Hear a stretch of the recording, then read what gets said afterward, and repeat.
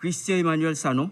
C'est le nom d'un des cerveaux présumés de l'assassinat de Jovenel Moïse, la première personne à avoir été contactée par les agresseurs après le meurtre.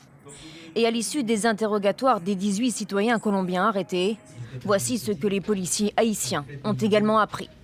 Christian Emmanuel Sanon aurait 63 ans. De nationalité haïtienne, il serait arrivé sur l'île des Caraïbes à bord d'un avion privé, accompagné de ressortissants colombiens chargés d'assurer sa sécurité. À ce stade, il semblerait que l'homme n'avait pas l'intention de tuer le président, mais de l'arrêter, puis de prendre sa place. Il a contacté une société spécialisée dans la sécurité pour recruter des bandits.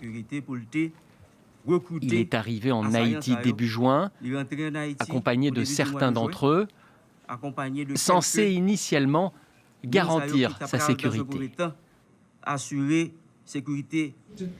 C'est une fois sur place que les plans auraient changé. Il y a 22 autres assaillants qui ont rejoint la première équipe et des contacts ont été pris avec des ressortissants haïtiens. Car le commando était composé de 26 Colombiens. 18 sont désormais sous les verrous, 5 ont pris la fuite et 3 ont été tués. Des Américano-haïtiens ont également pris part à l'assassinat. Tous auraient été recrutés via les services d'une compagnie vénézuélienne basée en Floride. L'enquête est notre principale préoccupation. Il n'est pas possible qu'un président soit mort dans ces conditions.